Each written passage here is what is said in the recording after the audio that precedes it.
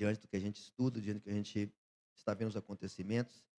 Então eu queria que vocês orassem pela minha vida, né, para que o Espírito Santo de Deus venha me usar, e eu oro pela vida de vocês para que vocês possam entender. Pode ser assim, em nome de Jesus? Grande Deus e poderoso Pai, é na unção do Espírito Santo que eu apresento os teus filhos, as tuas filhas, a igreja de Cristo do bairro Conjunto Felicidade, para que a tua palavra venha como som de muitas águas, Deus amado, Senhor, inundar cada vida, e que a interpretação seja aquela que o Senhor quer dar, e não a que eu quero dar.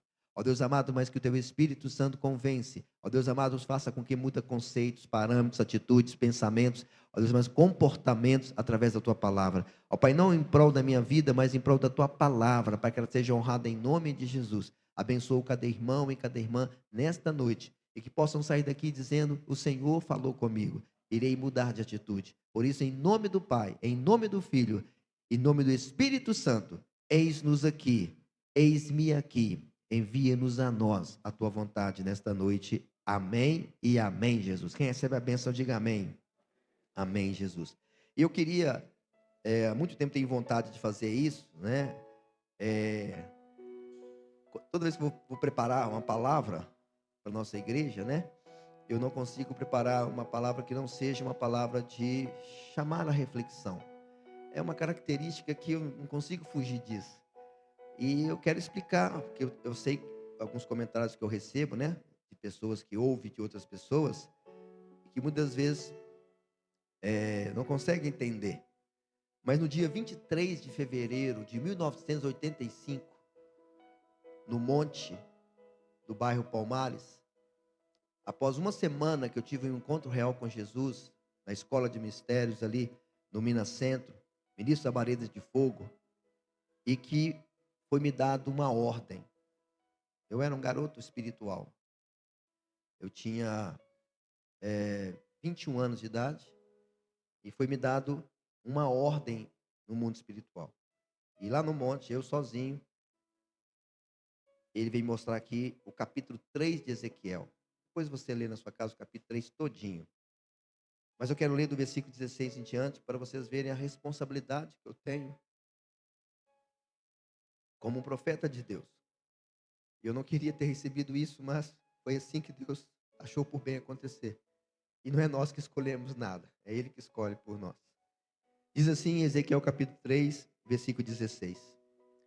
Sucedeu que ao fim de 7 dias, uma semana depois que eu tive um encontro com ele no Minas Centro, veio a palavra do Senhor a mim, me dizendo: Filho do homem, eu te dei por atalaia sobre a casa de Israel, e tu da minha boca ouvirás a palavra e os avisarás da minha parte. Quando eu disser ao ímpio, certamente morrerás, não o avisando tu, não falando para avisar o ímpio acerca do seu caminho ímpio, para salvar a sua vida, aquele ímpio morrerá na sua maldade, mas o seu sangue da tua mão o requererei. Mas se avisares o ímpio e ele não se converter da sua impiedade e do seu caminho ímpio, ele morrerá na sua maldade, mas tu livraste a tua alma.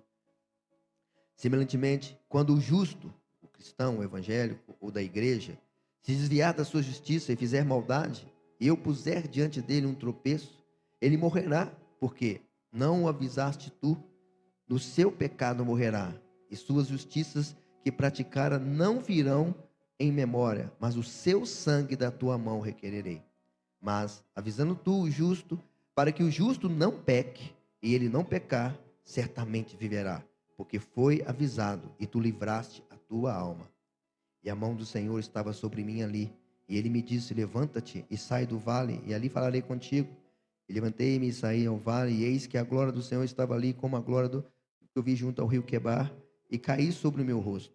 Então entrou em mim o Espírito e me pôs em pé, e falou comigo, e me disse: entra, encerra-te dentro da tua casa, porque, ó filho do homem, eis que porão cordas sobre ti e te ligarão com elas. Não sairás, pois, ao meio deles. E eu farei que a tua língua se peque ao teu paladar, e ficando mudo, e não lhes servirás de varão que repreenda, porque são casa rebelde, são eles. Mas, quando eu falar contigo, abrirei a tua boca, e lhes dirás: assim diz o Senhor.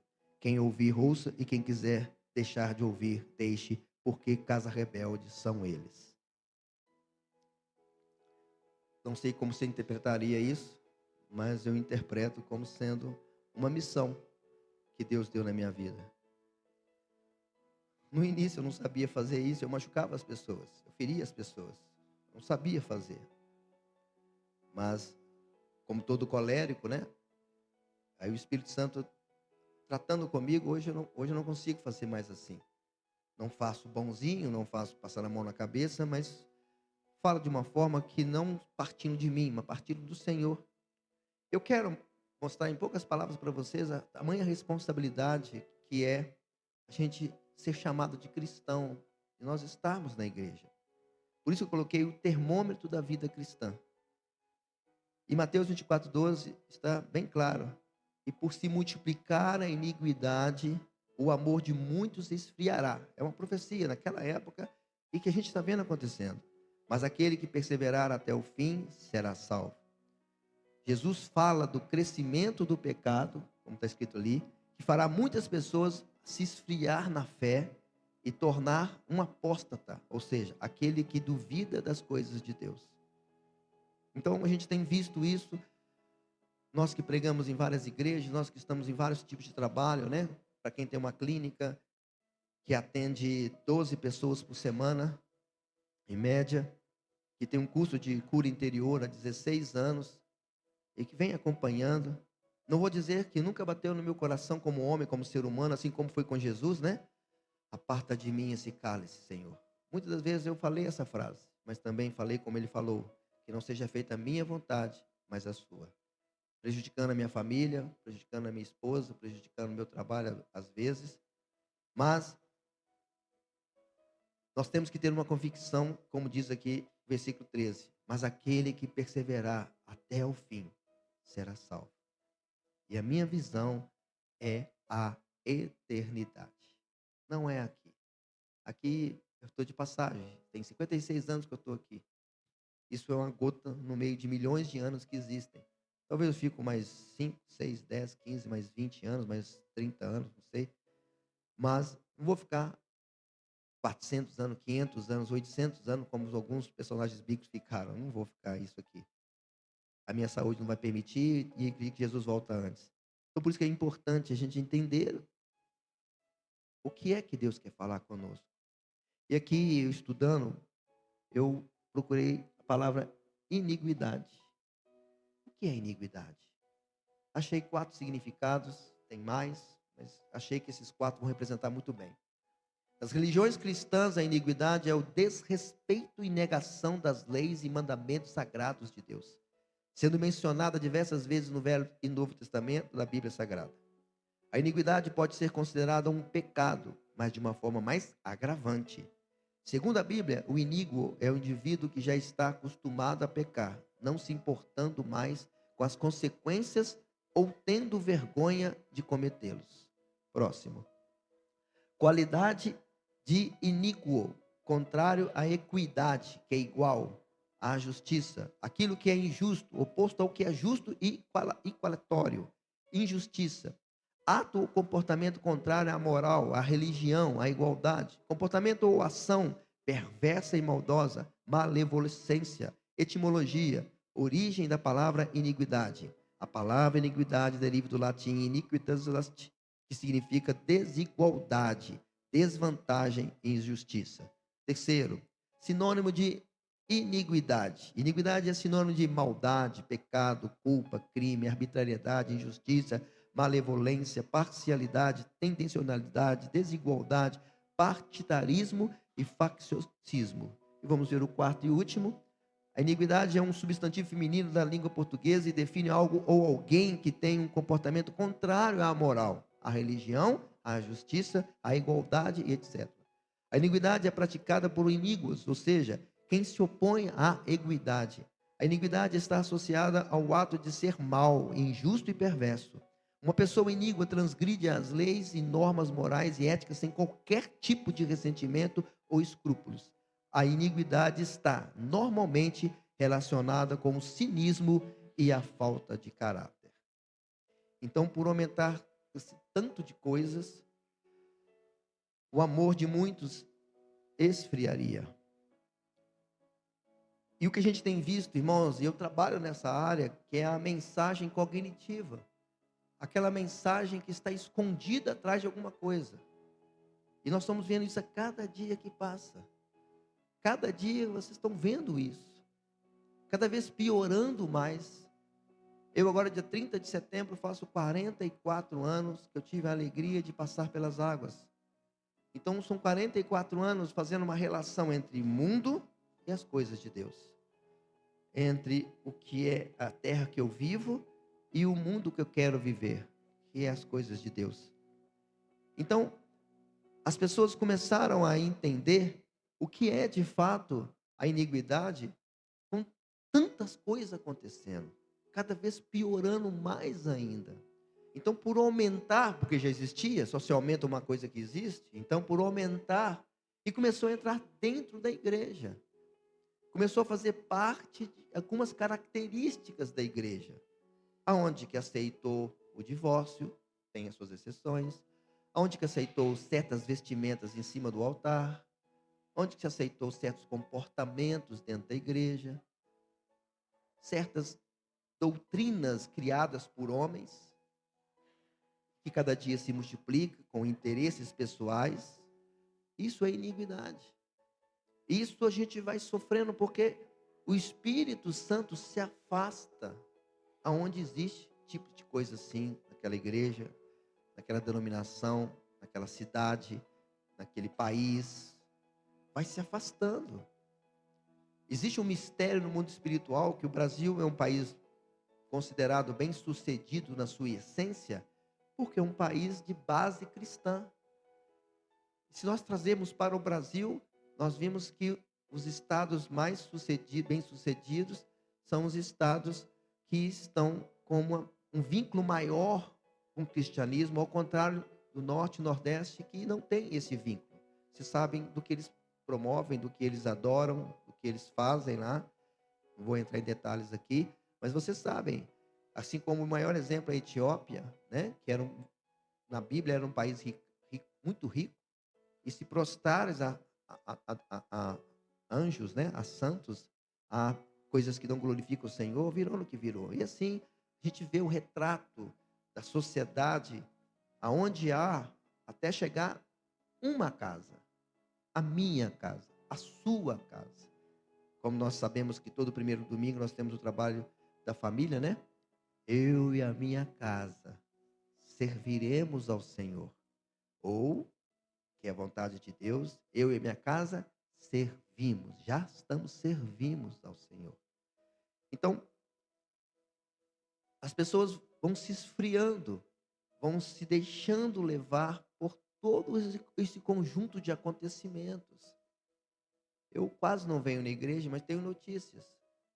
Quase não estou, mas estou ouvindo, vendo. E há uma análise a ser feita de comportamentos. Não se voltou mais à escola bíblica, não se fala mais. E se deixar, vai morrer, como morreram as outras igrejas também. É assim que morre um tantão de coisa na igreja. Por alguma circunstância maior, acabou-se com uma outra. E aí não se voltou mais. É assim que acabou, né? O valor da Santa Ceia em muitas igrejas. E assim eu tenho observado o que vai se perdendo e vai se falando e vai se fazendo aquilo que agrada ao homem. Hoje, no século XXI, dinheiro, dinheiro. Começou-se a aumentar demais as campanhas para se alcançar os bens financeiros. E eu que estou há tantos anos na igreja, eu estou sentado e vendo as coisas caindo, embora.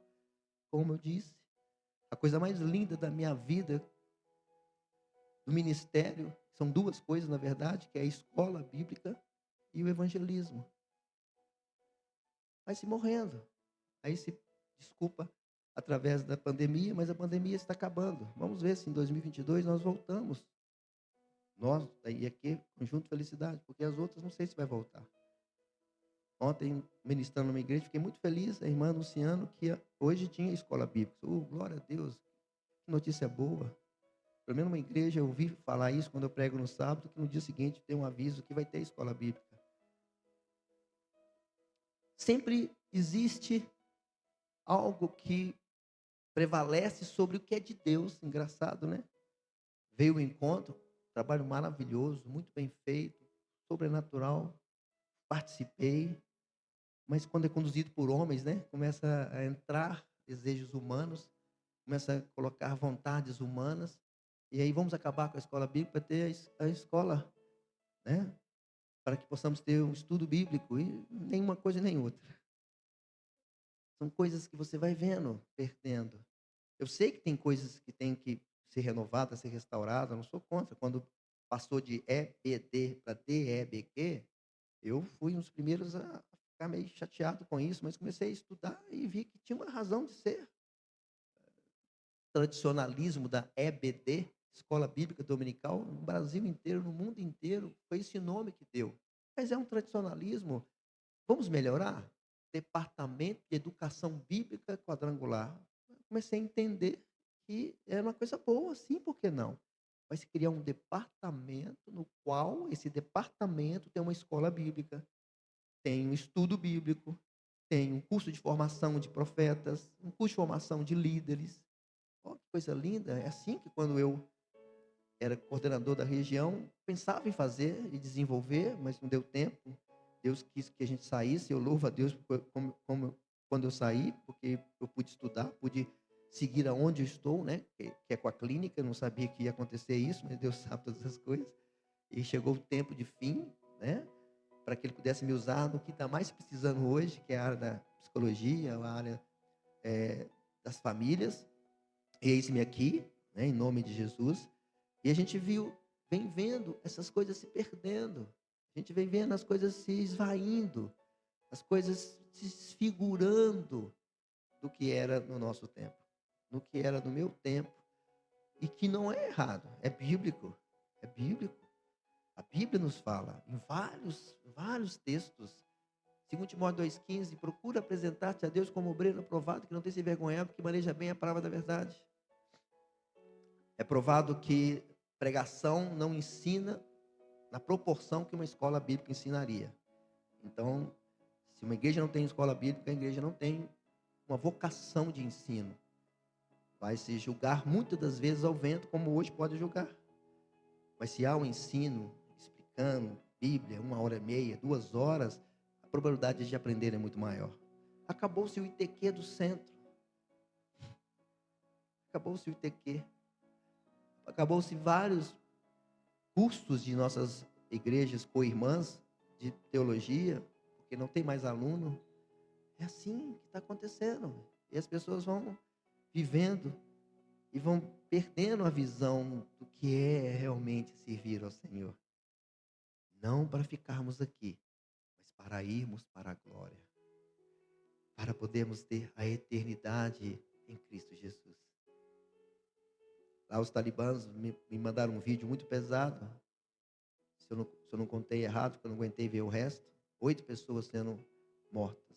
Tiro na cabeça. Evangélicos, irmãos nossos em Cristo, foram pegos adorando o Senhor e lá foram mortos. Será que quando chegar aqui a gente vai estar preparado para isso? Necessidade que nós temos, irmãos, de prepararmos. Nunca nada é na hora. Existe uma preparação. Existe. Uma enfermidade não começou ontem ou hoje. A enfermidade começou mais tempo. Você vê que a pandemia, a Covid, né? Fica 14 dias dentro da pessoa. Demora mais ou menos 3 dias para se manifestar. Então tudo tem um tempo para nos dar tempo de nos proteger. Deus é muito lindo.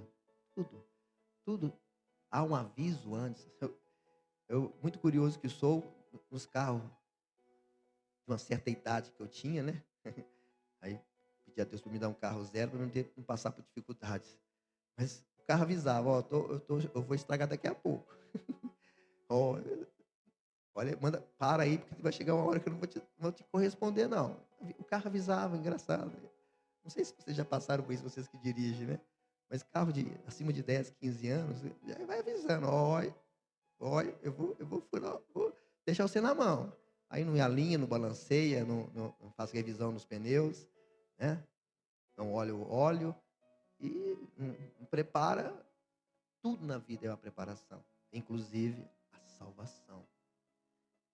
A salvação é uma preparação. Tem 44 anos que eu estou preparando. Muito tempo, né?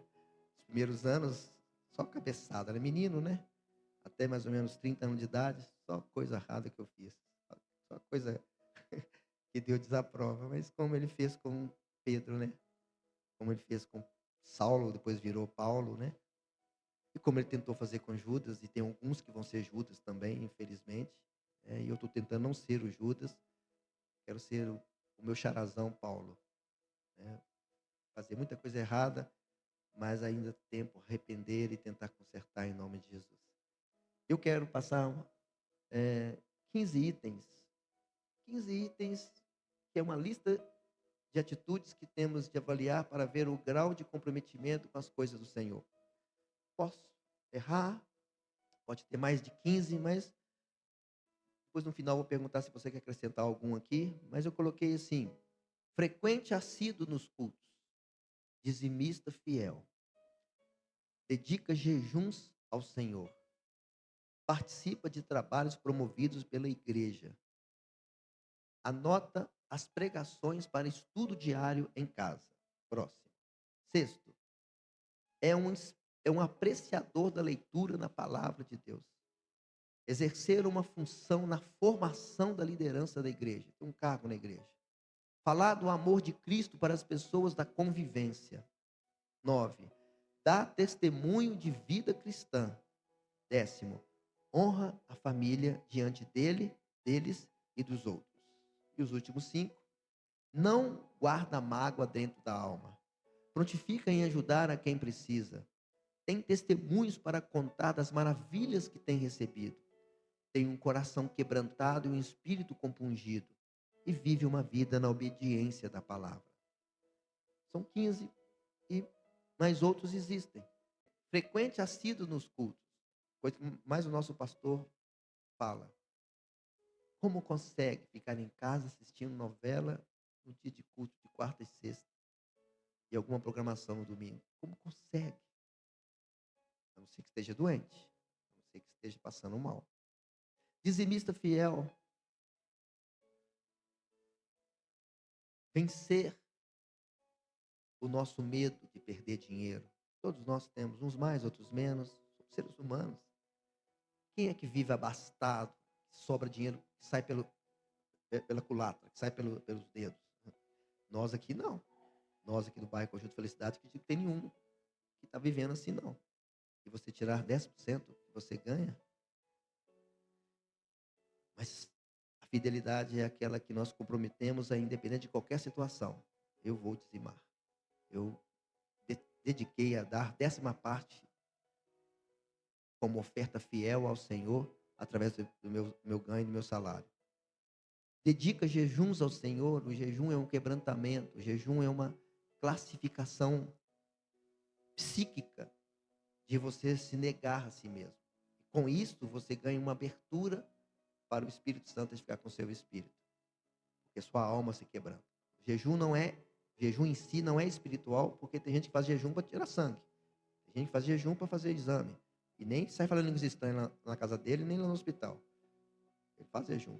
Agora, quando a gente faz jejuns ao Senhor, aí é uma consagração. É você doar um tempo ao Senhor, dizendo não para algumas coisas da sua carne que você está anulando, e você dedica ao Senhor. Isso faz com que a sua mente manda um sinal para você mesmo, dizendo que você está perdendo algo a favor de um outro algo.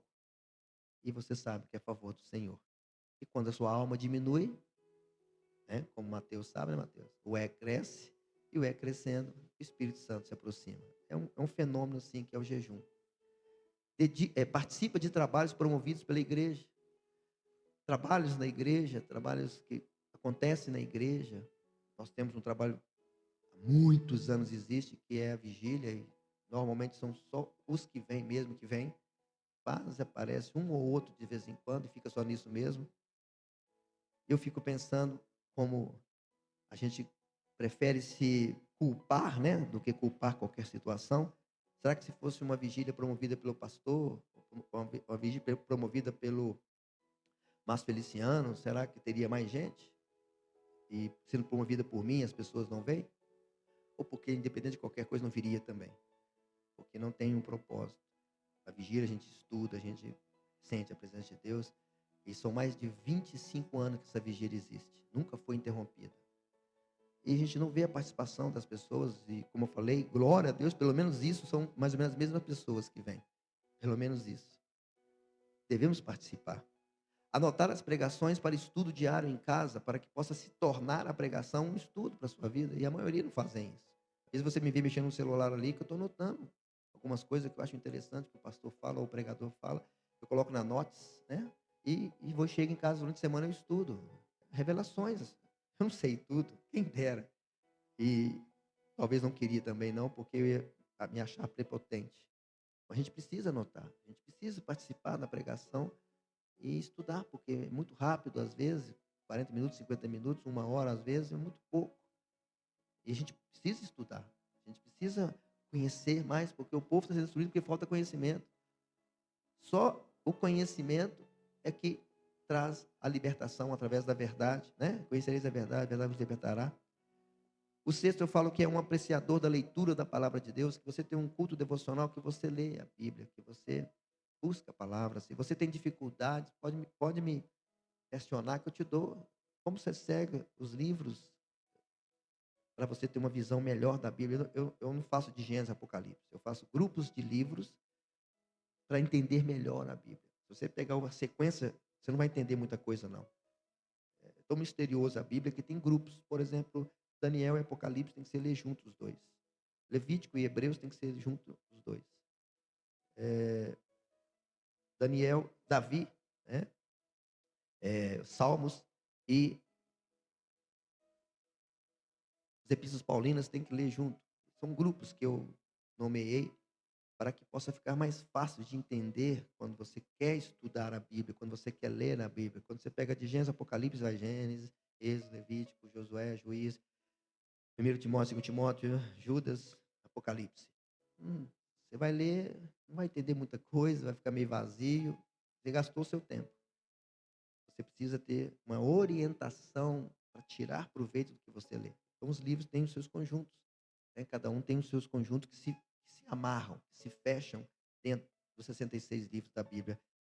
Muito pegando do velho e pegando do novo, para você ter uma ideia de visão, a origem do novo em cima da origem do velho, para você entender melhor. Se você quiser, eu te passo. Né?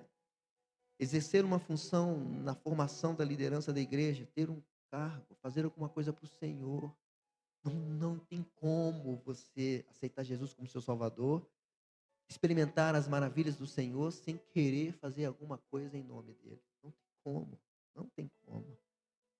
Pode perguntar aos mais antigos aí, meu filho mais velho na fé, que é o pastor Toninho, sempre avisei que um dia eu ia sair, que viria um pastor que iria cobrar tudo que eu ensinei de uma forma rígida e que muitas pessoas iriam assustar. Que na administração do pastor Edson, e ganhei 101% de liberdade, fiz muita coisa, mais a fofinha, mais o Espírito Santo de Deus, e nós implantamos muitas coisas maravilhosas aqui quando a igreja estava começando, tinha poucos anos de vida, né, Oriana? E aí eu falei, olha, eu vou embora, daqui a pouco o pastor vai vir e vai cobrar de vocês. Aí o pastor Charleston veio, uma característica dele, ele fez tudo isso que eu falei, e de lá para cá eu tenho sido um itinerante, né? Se levantou contra mim um pastor seguinte, mas glória a Deus venci. Aí Deus me deu um presente maravilhoso, que é o meu aluno, né, de escola bíblica, Sorivaldo. Quantas vezes nos encontramos nos eventos da escola bíblica, eu nem sonhava que ia ser meu pastor. E se tornou meu pastor com essa família linda que eu amo. Né? Então, assim, não tem nada que reclamar. Eu tenho mais que agradecer. Hoje, essa semana na clínica, uma moça querendo que eu abandonasse a quadrangular, porque está revoltada com a quadrangular. Esposa de pastor, né? E queria que eu abandonasse a quadrangular. Nunca, minha filha, nunca. Eu não sigo homens, eu sigo o Senhor Jesus. Então, há necessidade de nós entendermos que quando nós pensamos na visão humana, somos humanos. Quando nós pensamos na visão espiritual, somos espirituais. Eu prefiro ser espiritual em nome de Jesus. E a gente tem que fazer alguma coisa para o Senhor. Como consegue ficar no banco sentado com 3, 4, 5, 10, 15 anos de evangélico e não faz nada para o Senhor, na casa do Senhor? Às vezes pode estar pregando lá fora, ganhando almas, parabéns. Mas e o seu dom? E o seu ministério? Qual é que você pode exercer? O meu é mestre. Eu tenho exercido ele na clínica, tenho exercido isso no curso de Relações Humanas, nas 2 escolas de casais que a gente tem. Eu tenho exercido meu ministério. E você? 8. Falar do amor de Cristo para as pessoas da convivência. Tem pessoas que têm vergonha de falar. Eu convivo com alguns evangélicos e com muito custo você descobre que a pessoa é evangélica. Ela não transparece, não. Os comentários dela não transparece que é evangélica, que é cristã, como a gente. Não pode ser assim. 9. Dar testemunho de vida cristã, ou seja,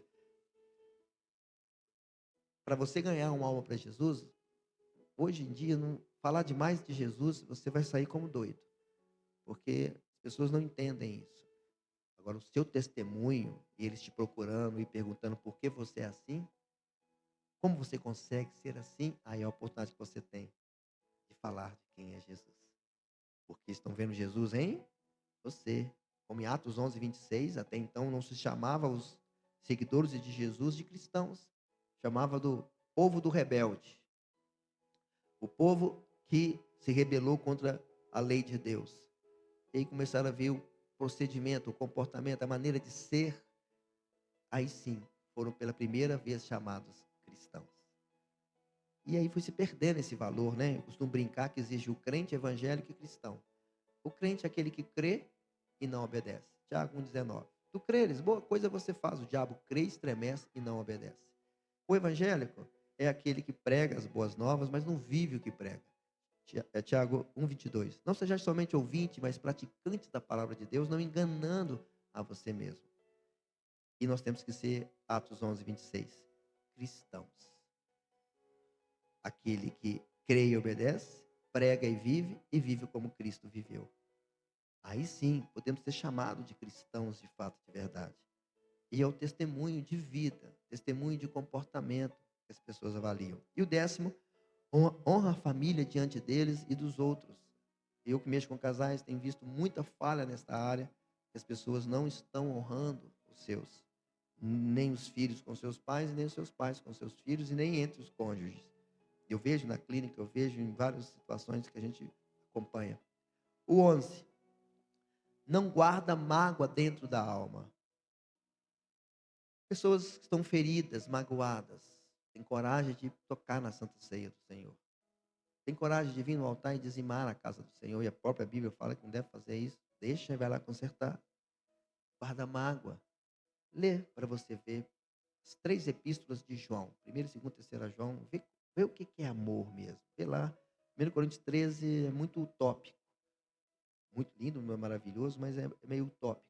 Agora lê 1º, 2ª, 3ª João, você vai ver o que é amor. O que é ter paciência com as pessoas, entender e compreender as pessoas, ser empático com as pessoas. A gente tem visto muita gente sem empatia, não sabendo se colocar no lugar das pessoas, não tem essa capacidade, porque não consegue fazer nem consigo mesmo. Porque se conseguisse fazer consigo mesmo, talvez não erraria tanto. Nós precisamos buscar e limpar nosso coração. Limpar. Quantas pessoas não vêm na igreja porque aquele dia o irmão vai estar lá? Quantas pessoas que não cumprimentam uma outra? Quantas pessoas saíram da igreja, que procede ou não procede, eu não vejo uma questão aqui, porque acham que foi maltratado aqui na igreja. Se foi maltratado, a pessoa que maltratou está errada, será cobrada. E a pessoa que foi maltratada está errada, porque quem não for aprovado na igreja material, cujo pastor é um ser humano, não vai entrar na igreja espiritual, cujo pastor é o Senhor Jesus. Não adianta. Eu tenho que ser aprovado aqui, no meio do povo. E não queria que aqui seja o melhor lugar do mundo, até melhor do que a minha casa. Quem dera se fosse. É aqui que seremos aprovados, né? Como nós fizemos aquele trabalho do tabernáculo alguns anos atrás, né? Que tem o mesa dos pães da escola bíblica, nós temos o candelabro, que é o Espírito Santo, e nós temos o altar de incenso, que é a morte do eu, do João 16:33, né? No mundo tereis aflições, mas tem de bom ânimo. Eu venci o mundo. Ter bom ânimo é ter uma alma sarada, uma alma feliz. Imagina que tristeza é o coração de Deus quando uma pessoa sai de uma igreja porque foi magoado dentro dela, procedendo ou não. Muito feio. Eu, se eu fosse pastor de uma igreja, ao receber um membro que já foi de uma outra igreja, eu ia fazer uma sabatina com ele ou com ela para saber por que ele saiu. Porque se ele saiu devido a algum problema da igreja, então eu vou deixar ele entrar, porque aqui tem problema também. Então, antes que você sofra, eu também sofro, porque eu vou te amar como sempre.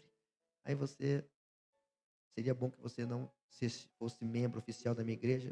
Se você quiser ser um membro de sentar no banco, fica à vontade. Aqui pode vir até o capeta sentar aqui que vai converter em nome de Jesus. Mas trabalhar na obra, ser útil na obra, eu não posso te receber, porque aqui também tem problema. Então as pessoas não têm sabedoria e acabam assumindo compromissos que não podem ser assumidos. E recebe pessoas doentes que podem ficar mais doentes ainda aqui. Porque igreja não se muda. Igreja se desloca pela vontade de Deus e não por vontade humana.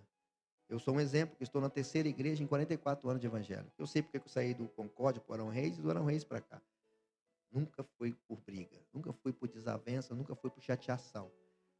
Né? E aqui eu poderia sair muitas das vezes, fui perseguido, teve problemas, mas não. Não eu mais quem vivo, mas Cristo vive através da minha vida. E a gente tem que pensar assim, é difícil, eu sei que é difícil. Eu já vivi isso ao longo desses anos todos. Mas é importante não guardar mágoa. 12. Prontifica em ajudar a quem precisa. Né? Às vezes a gente lança como desafios aqui para ajudar e as pessoas nem movem. Com dinheiro ou sem dinheiro. Tem várias maneiras de ajudar. 13. Tem testemunhos para contar das maravilhas que tem recebido. Ou seja, tem que ter alguma coisa para contar, tem que ter alguma coisa para falar. Eu, às vezes, fico acanhado de pregar, porque eu falo muito de que Deus tem feito na minha vida. E, às vezes, as pessoas acham que eu quero me engrandecer, mas não é não. Quero contar, porque Deus pode fazer com você também, em nome de Jesus.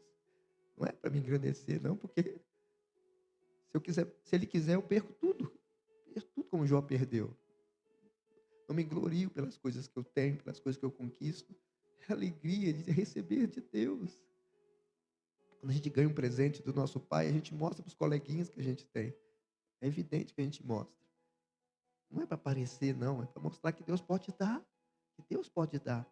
Quando eu trago testemunhos lá nas relações humanas para falar como que o curso é maravilhoso, não é para poder tirar proveito financeiro ou de engrandecimento da minha parte, não. É para as pessoas verem que tem gente que foi transformada e foi uma obra maravilhosa na vida deles. É isso que eu quero, que todo mundo experimente. 14, penúltimo, tem um coração quebrantado e um espírito compungido. Só existe isso, irmãos, quando a gente sofre nos caminhos do Senhor.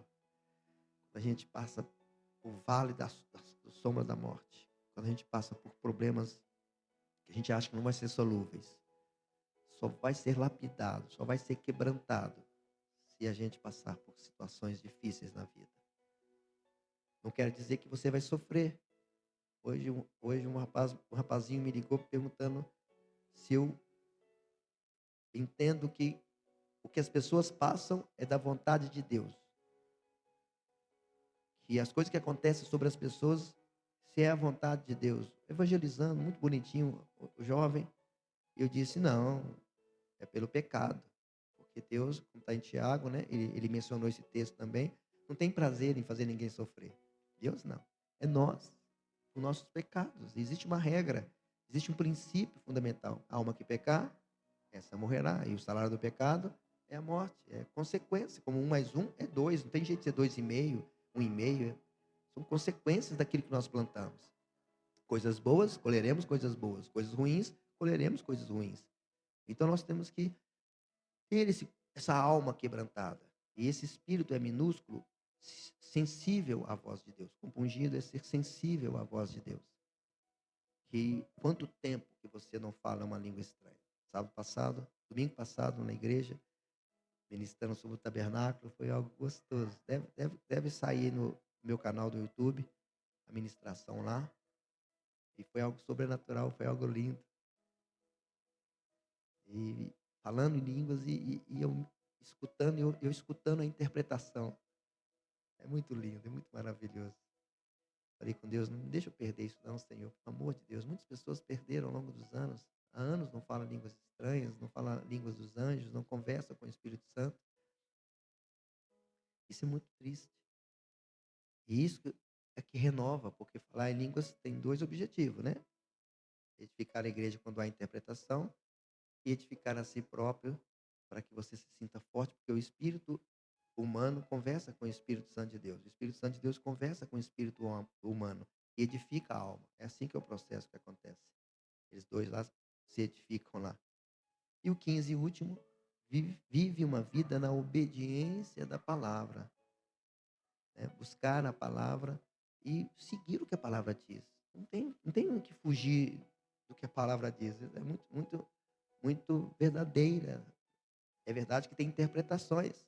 Hoje mandaram uma mensagem para mim perguntando sobre Malaquias 3:10, né?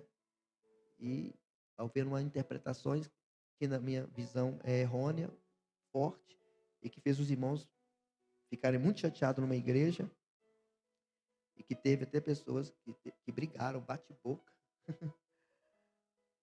falta de humildade, falta de simplicidade, falta de discernimento espiritual. Quem traduz a Bíblia não somos nós, somos homens. Quem traduz a Bíblia é o Espírito Santo de Deus para nós. Nunca queira defender uma tese sua. Ninguém tem tese. A Bíblia não se deixa escarnecer. Você pode inverter o versículo como eu faço para explicar melhor. Você pode pegar uma palavra e substituir pela outra, que o significado dela é a mesma. Tudo bem, aí você pode explicar como eu faço.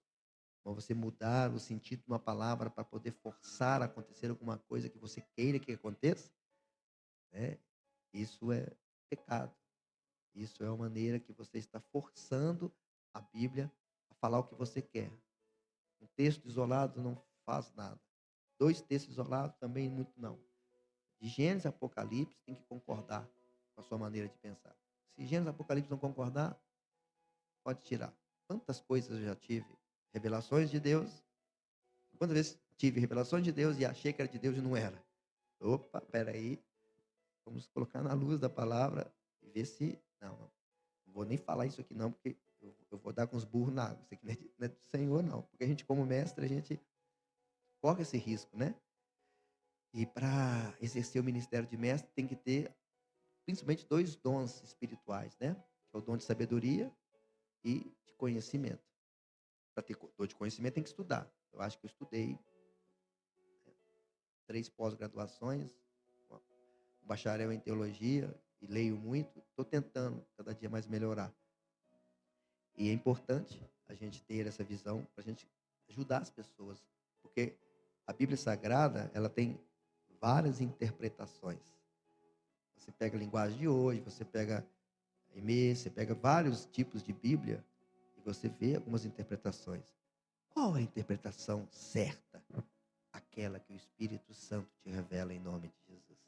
E você vê frutos através dela. E a gente precisa entender isso. Obediência à palavra de Deus.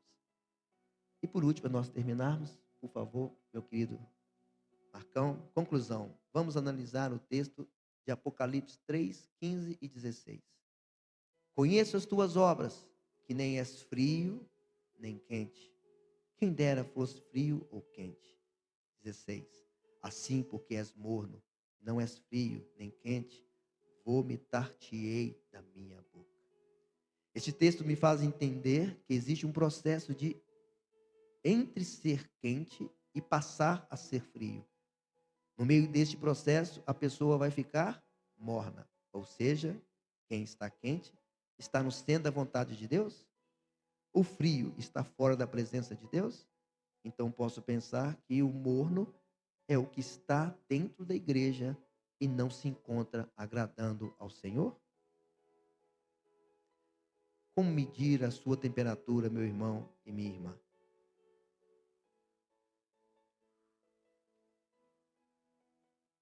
Estar quente é estar agradando, estar no centro da vontade de Deus. Estar frio é quem era quente. E quem era crente era cristão. E se está frio, está desviado. está no mundo praticando as iniquidades também. E quem está na igreja e não é quente e não é frio, não tem cargo, não faz aqueles 15 itens que eu coloquei aqui, ou mais deles, né? Ou menos, então está morno. Posso pensar assim? Suas mãos têm algumas almas? Seus joelhos estão calejados de orar por algum propósito para a sua vida e para a vida das pessoas que precisam? Será que você está morno e não sabe? Será que isso aí pode ajudar? Pegar o Mateus 24, 12 e pegar o Apocalipse 3, 15, 16, fazer uma associação com os dois, que fala de temperatura. Né? Como você está? Quem você é? A Bíblia tem condições para várias interpretações. Eu não quero aqui julgar ninguém, não quero aqui mostrar nada contra ninguém, mas eu queria que você refletisse. Que você pensasse que o fato de estar na igreja, ou eu tenho que ser quente, ou eu vou ter que ser morno, porque frio já está fora dela. Então descarta ser frio, porque você está fora dela. Da minha maneira de pensar. Coloquei interrogações aqui. Então por isso que é importante. Passa para mim, por favor. Pense em que posição você está no plano de Deus para a sua vida. Falo para os que já se batizaram e têm no mínimo uns 3 anos frequentando a igreja. E já participou ou não de um cargo na igreja. Fica bem claro isso aqui. Você que não conhece Jesus, você que ainda não batizou, você que está na igreja menos de 3 anos, batizado ou não, e se não, por favor, se batize o mais rápido possível. E se sim, talvez não sirva tanto para você, porque você está ainda desenvolvendo. Mas espero que você não caia no grupo de quem tem mais de 3 anos, que é um tempo suficiente para a pessoa se encontrar, para a pessoa ter uma determinação espiritual na vida dela, que é mais ou menos 3 anos. Eu tenho 44. Então é importante deixar isso claro, porque não quero que ninguém que fique a menos de 3 anos, ou que não seja batizado, ou que está nos visitando aqui, que não é evangélico, que ainda não é cristão, ainda não aceitou Jesus como seu Salvador, fique se achando pesado sobre você, e pode ficar tranquilo que não é essa a nossa intenção, mas sim para que os irmãos possam entender em nome de Jesus. Então, queria fazer uma oração. Passa para mim o outro aí, só para os irmãos orarem por mim, né? Nas nossas redes sociais, por favor. Já estou com 900 e poucos seguidores lá, em nome de Jesus. Tenho recebido muitos testemunhos, até de não evangélicos, colegas meus de trabalho, representantes que estão espalhados pelo Brasil e que me vê lá, né? E tem elogiado, tem pontuado, né? O que a gente tem feito, principalmente no Instagram. E @PR Paulo Florindo, nos abençoa lá, todo dia tem uma mensagem. A gente manda vários trabalhos, né? Que são perguntas bíblicas, reflexão conjugal, familiar. E muitas coisas que a gente está tentando trabalhar lá. Marcão tem me ajudado, né, Marcão? Em nome de Jesus, eu agradeço muito. E que, de fato, vocês possam entender esse valor que a gente quer passar para vocês em nome de Jesus. Seria possível orar por vocês em nome de Jesus? Me perdoe se eu ferir alguém em nome de Jesus. A intenção não é essa. Mas mostrar o que Deus quer com a gente. Naquele grande e maravilhoso dia, você não ficar aqui. Vou sentir muito a sua falta lá, se você não for comigo para lá. Se eu lembrar disso, né? A gente não tem essa certeza ainda. Eu queria que todos vocês fossem comigo. Meus filhos na fé. E todos que aqui estão em nome de Jesus. Feche os seus olhos. Grande Deus e Todo-Poderoso Pai.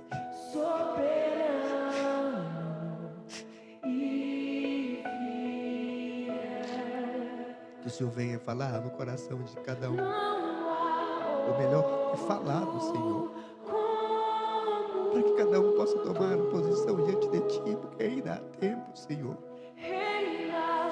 O Senhor está esperando de braços abertos.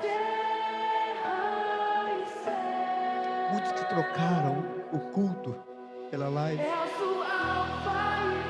Muitos que trocaram a escola bíblica para ouvir vários pastores com várias teologias, se confundindo cada dia mais. Oh, meu Pai. Não deixe que o meu pastor perca a visão maravilhosa que ele tem de querer que a gente cresça na tua palavra, em nome de Jesus, Senhor. Não deixe de perder, meu Pai, porque por aumentar a iniquidade, até os pastores, Pai, podem esfriar a vontade linda e maravilhosa de fazer a tua vontade. Alguns até suicidaram já, Pai. Até alguns já se entregaram ao suicídio, Senhor. Abençoe a todos que aqui estão e possam entender. Perde tão pouco. E o Senhor perde tão pouco, Espírito Santo. Quem sabe que a pandemia veio para filtrar. Eu espero que possa ficar nessa peneira, não passar por ela, Senhor. Sobreviver, ó Pai. Tanta iniquidade, Senhor. Só assolando nosso país, Senhor. Sabemos que em 2022 o cerco vai apertar, Senhor. Que possamos estar firmes e inabaláveis ao Senhor. Porque Satanás quer destruir o Brasil, quer envergonhar o Senhor do nosso país, meu Pai. Mas nós vamos clamar, vamos orar para que essa proteção venha e nos proteja de todo mal. Que cada um possa, Senhor, em nome de Jesus, entender que o Senhor não quer escravos, que o Senhor não quer castigar ninguém, que o Senhor quer só que te ame, que te respeite. Considere o Senhor como donos divinos da vida deles. Que nós possamos, em nome de Jesus, exercer isso. Pai, não me deixe perder a visão. Não me deixe, Deus amado, falar, afasta de mim esse cálice. Não completar a frase dizendo que não seja feita a minha vontade, mas a sua. Porque, Deus, quem sou eu? Sou eu no meio de 7 bilhões e 600 bilhões de pessoas aproximadamente. Quem sou eu? Quem sou eu? Pai, menor ainda que um grão de areia. Mas o Senhor olha para mim como o Senhor olha para todo mundo. Do mais bonzinho até o mais cruel. O Senhor olha para todos com olhar de misericórdia. Porque nós estamos no tempo da graça. Nós estamos no tempo da salvação. E nós temos que aproveitar, meu Pai. Abençoe a nossa igreja. Abençoe o futuro da nossa igreja. Abençoe os trabalhos da nossa igreja. Abençoe, abençoe, abençoe e abençoe, Senhor. Muito obrigado pelo pastor que nós temos. Muito obrigado pelos irmãos que nós temos. Muito obrigado pelo grupo de louvor, os grupos que nós temos. Podemos melhorar e vamos melhorar, Senhor. Em nome de Jesus, Senhor. Que o amor de Deus Pai esteja sobre nossos corações e não possamos perder a visão, não deixando as iniquidades nos abater. Amém, amém e amém, Jesus.